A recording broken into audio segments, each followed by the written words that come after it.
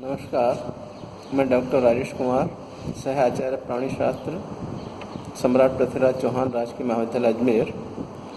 Previous lecture में हमने fertilisation के introduction and process of fertilisation के बारे में चर्चा की थी। आज हम फर्टिलाइजेशन के अंतर्गत 3 subtopic activation of ovum, essence of activation and changes in the organisation of the egg cytoplasm के विषय में चर्चा करेंगे। First is activation of egg. Sperm की एक्रोसोमल मेम्ब्रेन के एग की प्लाज्मा मेम्ब्रेन से संपर्क में आने पर दोनों मेम्ब्रेन्स फ्यूज हो जाती हैं। इस समय एग के साइटोप्लाज्म में अनेक चेंजेस संपन्न होते हैं, जिन्हें सामूहिक रूप से अंडे का सक्रियण या एक्टिवेशन ऑफ एग कहते हैं। Changes in ovum are of 5 types. First is colour changes. Lipid के एक समान वितरण से एग सरफेस येलो से वाइट कलर की हो जाती है। दूसरा परिवर्तन फॉर्मेशन ऑफ फर्टिलाइजेशन कोन अर्थात निषेचन शंकु का निर्माण। एक्रोसोमल फाइबर के एग मेम्ब्रेन से संपर्क में आते ही एग साइटोप्लाज्म शुक्राणु के संपर्क स्थल की ओर शंकु रूपी उभार समान रचना का निर्माण करता है, जिसे फर्टिलाइजेशन कोन कहा जाता है। यह फर्टिलाइजेशन कोन स्पर्म को आंशिक या पूर्ण रूप से निकल जाता है। सामान्यतः स्पर्म का nucleus, peri acrosomal material, proximal centriole and mitochondria etcetera egg में प्रवेश करते हैं। Third changes, early changes after sperm fusion. Sodium के प्रवेश तथा स्पर्म फ्यूजन के बाद 3 सेकंड के अंदर एग मेम्ब्रेन का पोलराइजेशन हो जाता है।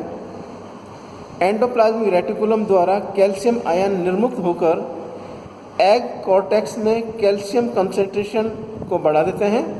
साथ ही एग के अंदर पीएच वैल्यू 0.3 से 0.4 तक बढ़ जाती है।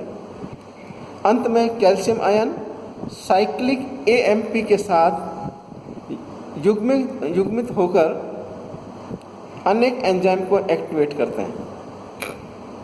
Next changes, cortical reaction and formation of fertilisation membrane. Cortical reaction शुक्राणु के संपर्क स्थल से प्रारंभ होती है। स्पर्म के संपर्क स्थल पर कॉर्टिकल ग्रेन्यूल फट जाती है, जिससे एंजाइम्स, स्ट्रक्चरल प्रोटीन्स एंड म्यूकोपॉलीसैकेराइड्स का मिश्रण निर्मुक्त होता है। कॉर्टिकल ग्रेन्यूल्स की मेम्ब्रेन एग मेम्ब्रेन के साथ मिल जाती हैं। कॉर्टिकल ग्रेन्यूल्स का एक एंजाइम अंडे की डोर्सल सरफेस पर उपस्थित स्पर्म रिसेप्टर ग्लाइकोप्रोटीन को रूपांतरित कर देता है, ताकि दूसरे स्पर्म अंदर प्रवेश न कर सकें। Trypsin enzyme plasma membrane and vitelline membrane के मध्य उपस्थित बॉन्ड को तोड़ देते हैं, जिससे विटेलाइन मेम्ब्रेन प्लाज्मा मेम्ब्रेन से स्वतंत्र हो जाती है। Plasma membrane and vitelline membrane के मध्य एक चौड़ा पेरी विटेलाइन स्पेस निर्मित हो जाता है। कॉर्टिकल ग्रेन्यूल्स का पर ऑक्सीडेज ए एंजाइम विटेलाइन मेम्ब्रेन में प्रोटीन के टायरोसिन एंड्स द्वारा क्रॉस बॉन्ड बनाते हैं, जिससे विटेलाइन मेम्ब्रेन थिक हो जाती है, जो अब फर्टिलाइजेशन मेम्ब्रेन के नाम से जानी जाती है। अंत में पेरीविटेलाइन स्पेस में एक हाइलाइन लेयर निर्मित होती है, जो पॉलीस्पर्मी को रोकती है, अर्थात बहुशुक्रणता को रोकती है तथा ब्लास्टोमियर्स को आपस में बांधे रखती है। फिफ्थ चेंजेस, मेटाबॉलिक एक्टिवेशन अर्थात उपापचयी सक्रियण। एग साइटोप्लाज्म में अनेक मेटाबॉलिक चेंजेस होते हैं, जिनमें पहला है इंक्रीज इन ऑक्सीजन कंजप्शन अर्थात ऑक्सीजन उपभोग में वृद्धि। फर्टिलाइज्ड एग में ऑक्सीजन कंजप्शन की रेट फर्टिलाइजेशन के समय की अवस्था के साथ बढ़ती जाती है। Next, breakdown of polysaccharides. Fertilisation के तुरंत बाद rate of breakdown of polysaccharides increase हो जाती हैं। Next, increase in protein synthesis. Messenger RNA के सक्रिय होने से प्रोटीन सिंथेसिस प्रारंभ हो जाता है। Next, permeability changes. Plasma membrane का एडिनाइल साइक्लेज एंजाइम सक्रिय होकर 3,5 साइक्लिक एएमपी का निर्माण करता है तथा plasma membrane permeability H2O, phosphate ion, potassium ion and ethylene glycogen etcetera आदि के लिए परमेबिलिटी बढ़ जाती है। Next, ionic changes. अंडे के अंदर सोडियम, पोटेशियम, कैल्शियम आयंस की कंसंट्रेशन इंक्रीज हो जाती हैं। Coenzyme changes. निषेचन के समय nicotinamide adenine dinucleotide kinase enzyme की उपस्थिति में कोएंजाइम NAD फॉस्फोरिलेटेड होकर NADP एंड ADP में कन्वर्ट हो जाते हैं। Next changes, hexose phosphate quality. Fertilisation के बाद हेक्सोस फॉस्फेट क्वालिटी इंक्रीज हो जाती है। Next, initiation of mitosis. Fertilisation के बाद माइटोसिस प्रारंभ होता है। फर्टिलाइजेशन के समय स्पर्म के प्रॉक्सिमल सेंट्रियोल द्वारा माइटोटिक स्पंडल का निर्माण होता है। ये सारे चेंजेस मेटाबॉलिक एक्टिविटीज़ के दौरान संभव। सेकेंड सब टॉपिक, एसेंस ऑफ एक्टिवेशन अर्थात सक्रियण का सार। एग एक्टिवेशन के डिफरेंट फिजियोलॉजिकल फैक्टर्स का ज्ञान ही एसेंस ऑफ एक्टिवेशन कहलाता है। एग फर्टिलाइजेशन के फलस्वरूप सेमी लेटेंट कंडीशन से एक्टिव काइनेटिक कंडीशन में आ जाता है।